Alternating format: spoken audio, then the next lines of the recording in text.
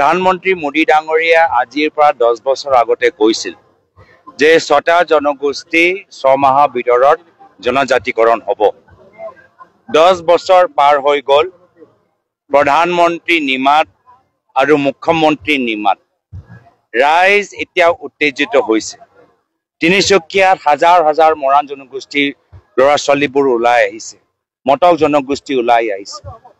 গোলকগঞ্জত আমাৰ কোচ ৰাজবংশীসকল ওলাই আহিছে। এই সময়ত চৰকাৰে তেওঁলোকৰ লগত বহিব লাগিছে। তেওঁলোকক বুজাব লাগিছে যে কিয় তেওঁলোকে 10টা বছৰ কেন্দ্ৰত আৰু ৰাজ্যত থকা স্বত্তেও তেওঁলোকে জনজাতিকৰণ কৰিব নোৱাৰিলে। কিয় বিফল হ'ল? কিয় মিছা কথা ক'লে? কিয় বিশ্বাস কথা কৰিলে? কিন্তু ৰাইজক নিজৰ মুখখন দেখুৱাতকৈ, ৰাইজৰ লগত আলোচনা কৰাতকৈ আজি তেওঁলোকে বিশেষকৈ হিমন্ত বিশ্ব শৰ্মা ডাঙৰীয়া অসম আৰক্ষীক পঠাই যিদৰে নিম্ৰভাৱে বৰ্বৰভাৱে কোচ ৰাজবংশী যুৱক যুৱতীসকলক মাৰিছে, তেওঁলোকৰ তেজ ওলাইছে, আমি তীব্ৰ ভাষাৰে আমি গৰিহণা দিছোঁ। আজি প্ৰধানমন্ত্ৰী মোদী ডাঙৰীয়াক আমি সুধিবলৈ বিচাৰিছোঁ, 6টা জনগোষ্ঠী জনজাতিকৰণ এই দাবী বা প্ৰতিশ্ৰুতি আপোনালোকৰ এটা জুমলা আছিলে নেকি? যদি জুমলা আছিল তেতিয়া স্পষ্টভাৱে আহা 13 তাৰিখে কৈ দিয়ক যে জুমলা আছিল। আৰু যদি জুমলা নহয়, সঁচা এটা প্ৰতিশ্ৰুতি, তেতিয়া কওক, তাৰিখ দিয়ক যে কেতিয়া হ'বগৈ। আজি সমাজৰ প্ৰত্যেক বৰ্গক তেওঁলোকে প্ৰতাৰণা কৰিছে। আজি অসমৰ বঙালী সমাজৰ পৰা ভোট ল'লে, যি ভোটৰ সমস্যা সমাধান কৰিব পৰা নাই। আৰু এতিয়া বিজেপি চৰকাৰে কি কয় যে নিজকে বাংলাদেশী চাৰ্টিফিকেট দিলে আপোনালোকৰ সমস্যাবোৰ সমাধান হ'ব। কিয় আমাৰ অসমৰ বঙালী মানুহ আজি ইমান দিন বিজেপিক তেওঁলোকে যোৱা নিৰ্বাচনত ভোট দিলে, এই ভোটৰ বিনিময়ত এতিয়া কি পালে যে নিজকে বাংলাদেশী প্ৰমাণ দিব লাগিব। আটাইতকৈ লজ্জাজনক কথা, আমি এইখিনিও কথা আমি গৰিহণা দিছোঁ। মুখ্যমন্ত্ৰী মহোদয়ক মই বিচাৰোঁ যে তেওঁ কোচ ৰাজবংশীসকলৰ মৰাণ, চুতীয়া, আমাৰ আদিবাসী, আহোম, মটক সকলোকে মাতি আনি আজি তেওঁলোকৰ চৰকাৰে যিদৰে অৱহেলনা কৰিছে তাৰ বাবে 6টা জনগোষ্ঠীৰ প্ৰতিনিধিসকলৰ পৰা আলোচনা কৰক আৰু বিশেষকৈ গোলকগঞ্জৰ যি ঘটনা ঘটিলে তাৰ বাবে ক্ষমা বিচাৰক। SIT কথাটো মই ক'লোৱে যে ফ্লপ, এতিয়া ফ্লপ মুখ্যমন্ত্ৰীৰ পৰা ফ্লপে ওলাব, কথাবোৰে ওলাব। তেওঁ মাত্ৰ এইটো বিষয়ত ফ্লপ নহয়, আৰু কিমান বিষয়ত তেওঁ ফ্লপ হৈছে। ফ্লপ মুখ্যমন্ত্ৰীয়ে কৈছিল যে মই ভাৰতৰ 5টা শীৰ্ষ ৰাজ্যৰ ভিতৰত অসমখন মই দেখিবলৈ বিচাৰোঁ। এতিয়া 10 বছৰ মোদী চৰকাৰ হৈ গ'ল, 10 বছৰ বিজেপি চৰকাৰ হৈ গ'ল। শিক্ষা আৰু চিকিৎসা যি 2টা বিভাগৰ দায়িত্ব এটা সময়ত হিমন্ত বিশ্ব শৰ্মা ডাঙৰীয়াৰ ওচৰত আছিলে, আজি সেই 2টা বিভাগতো ফ্লপ। তলৰ পৰা 5টা ৰাজ্যৰ তালিকাৰ ভিতৰত অসমৰ নাম। মানুহক কৈছিলে মাটি পট্টা দিব, আৰু দেখা পালো যে বিজেপিয়ে এতিয়া নিজৰ পৰিবাৰৰ নামত চাৰিওফালে মাটি লৈছে, ল'ৰা নামত কোম্পানী খুলিছে। আজি তেওঁলোকে কৈছিল যে থলুৱা উদ্যোগসকলক তেওঁলোকে সহায় কৰিব, কিন্তু থলুৱা উদ্যোগবোৰ বন্ধ হৈ গৈছে আৰু অসমৰ 40,000 বিঘা মাটি এতিয়া আদানী কোম্পানীক দিছে।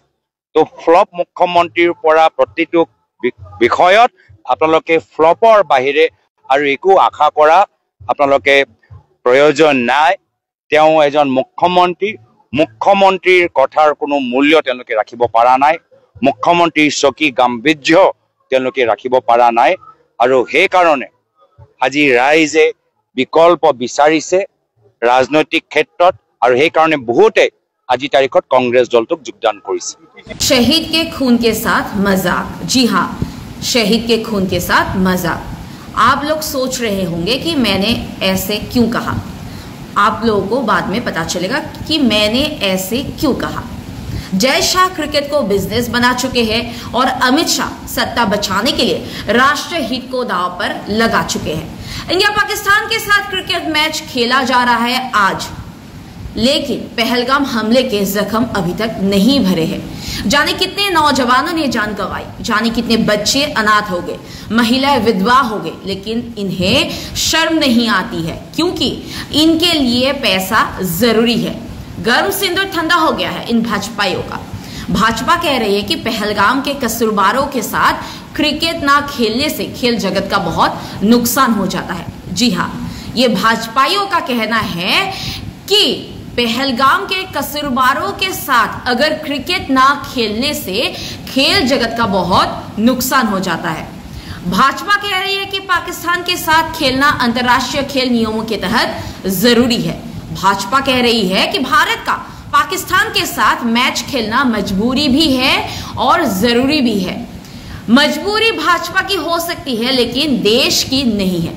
ये भाजपाइयों को और प्रधानमंत्री नरेंद्र मोदी जी को याद रखना चाहिए कि मजबूरी आप लोग यानी भाजपाइयों की हो सकती है लेकिन देश की मजबूरी नहीं है। भाजपा शहादत और सिंदूर का सरेआम अपमान कर रही है। भाजपा और मोदी सरकार के लिए पेश है उस दौर का सच्चा राष्ट्रवादी इतिहास जहां वाकई टेरर के साथ कॉम्प्रोमाइज नहीं किया था। ठीक उसी तरह खून और पानी के साथ साथ खेल भी साथ नहीं खेला जाता था। अब मैं आप लोगों को उदाहरण देना चाहती हूँ। सन 1962 से 1977 के बीच 16 साल तक भारत ने पाकिस्तान के साथ कोई क्रिकेट मैच नहीं खेला था। ठीक उसी तरह सन 1986 में इंडिया ने एशिया कप का बॉयकॉट किया। फिर उसके बाद सन 1990 में एशिया कप का बॉयकॉट किया। फिर उसके बाद सन 1993 में तनाव की वजह से एशिया कप कैंसिल किया। फिर उसके बाद 2008 में इंडिया का पाकिस्तान में चैंपियनशिप ट्रॉफी खेलने से इनकार कर दिया। भाजपा का नकली राष्ट्रवाद आज उजागर हो गया है जो देश को शर्मसार कर रही है। और एक बात याद दिलाना चाहती हूँ, जब भारत के पूर्व प्रधानमंत्री जी डॉक्टर मनमोहन सिंह जी ने उस टाइम पर भारत और पाकिस्तान के बीच खेल रुकवा दिया था और पाकिस्तान के साथ संपर्क भी खत्म किया था, लेकिन अब देश की भावनाओं के विपरीत जाकर आखिर क्या हासिल करना चाहती है बीसीसीआई और मोदी सरकार। पहले जब अभी के जो प्रधानमंत्री है माननीय प्रधानमंत्री नरेंद्र मोदी जी उस टाइम पर जब गुजरात के सीएम था तो उस टाइम पर उन्होंने क्या कहा था कि पाकिस्तान को उसी की भाषा में जवाब देना चाहिए, ये लव लेटर लिखना बंद कर देना चाहिए। अब क्या हुआ? बीजेपी सरकार और प्रधानमंत्री जी को शर्म आना चाहिए। और एक बात उसी के साथ ही पहलगाम में शहीद हुए पति शुभम त्रिवेदी की पत्नी कह रही है अब कि मेरे शहीद पति के खून पर खेलेंगे पाकिस्तान के साथ क्रिकेट। बीजेपी और मोदी जी आप लोगों को थोड़ा भी शर्म होता तो आज ये खेल नहीं होता। शर्म आनी चाहिए आप लोगों को, लेकिन आप लोगों के पास शर्म नाम की कोई चीज ही नहीं है। निजे अकले सरकार बनाब पारे तथापिओ प्रयात तरुण गगৈ देव बड़ो नेतृत्व सम्मान करी बड़ो नेतृत्व परा दुजन व्यक्तिक मंत्री दिছে। बीपीएफर लगत राखी सरकार चलाइছে। एया हल कांग्रेस दलर चिंताधारा। एया हल प्रयात तरुण गगৈ देवर आपलोकर प्रति मरम। किन्तु आजिर तारिखत हिमंत विश्व शर्मा डांगरिया केतेबा यूपीपीएलक व्यवहार करे, तारपिছত यूपीपीएलक आतराय राखे, केतेबा बीपीएफ दलटोक आज अपमानित करे, बीपीएफ दलटोक भय खुवाबले चेष्टा करे। मात्र एटाहे चिंता तेलोकर जे केनेকৈ बीटीआर अंचलत बीजेपी दलटोक शक्तिशाली करी दुखिया मानक उच्छेद करा जाए और यार माटिबोर आदानी अंबानीक बिक्री करा जाए बा परिवार नामत लोआ जाए। यार बाहिरे और एको चिंता नाई। आज এই কারণে অসমৰ প্ৰত্যেক জনগোষ্ঠী आज ৰাস্তাত ওলাই আহিছে। তিনচুকীয়া দুজনী অসমত आज হাজাৰ হাজাৰ মৰাণ জনগোষ্ঠী মানুহবোৰ ওলাই আহিছে। সেইদিনা আমি 15 আগষ্টত হোজাই লৈ গলো। হাজাৰ হাজাৰ বঙালী মানুহ আমাৰ লগত ওলাই আহিলে। কিয় কি তেওঁলোকে আজি বিজেপি প্ৰতাৰণা আৰু সহ্য কৰিব নোৱাৰে।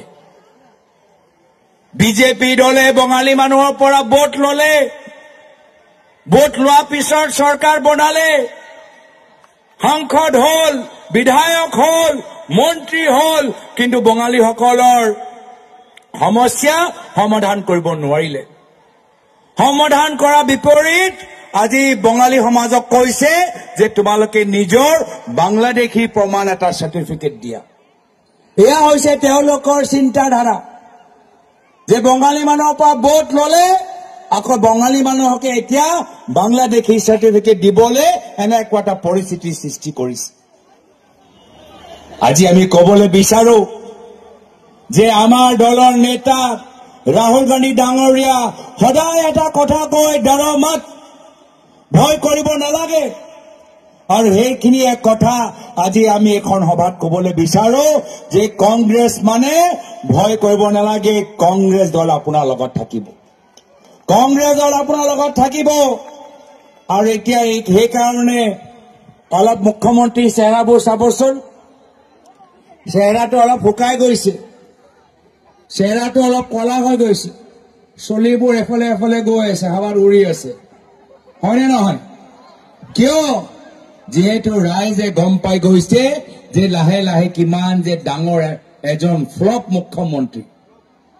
মুখ্যমন্ত্ৰী ফ্লপ। 10 ছেপ্টেম্বৰ বিস্ফোৰণ হব, এটম বম হব। যদি এটাও কথা মিছা কওঁ তেতিয়া মই পদত্যাগ কৰিম। 10 ছেপ্টেম্বৰ পাৰ হৈ গল, কি হল? ফুচ। নো এটম বম, নো হাইড্ৰজেন বম, লগে লগে পদত্যাগৰ কথা পাহৰি গল। এয়া হল তেওঁলোকৰ বাস্তৱ ছবি, গোটেই ফ্লপ। আৰু ফ্লপটো হবই। তেওঁ ৰাইজৰ কাৰণে ৰাজনীতি কৰা নাই, তেওঁ মাত্ৰ প্ৰাইভেট লিমিটেড ফাৰ্ম চলাই আছে। আৰু সেইকাৰণে যোৱাকালি আপোনালোকে দেখা পালে তেওঁলোকৰটো ফ্লপ, বিজেপি যোৱাকালি ডাঙৰ ছুপাৰ ডুপাৰ ফ্লপ। কিন্তু কংগ্ৰেছত যিমান যে মানুহ যোগদান কৰিলে, কংগ্ৰেছৰ ভিতৰত যিমানবোৰ অগপ বিজেপি প্ৰাক্তন বিধায়কে যোগদান কৰিলে, যোৱাকালি কংগ্ৰেছৰ প্ৰগ্ৰামটো হিট আছিলে। আমাৰ প্ৰগ্ৰামটো একদম সুন্দৰকৈ হৈ গল, ভাল এটা hit, super hit, box office hit.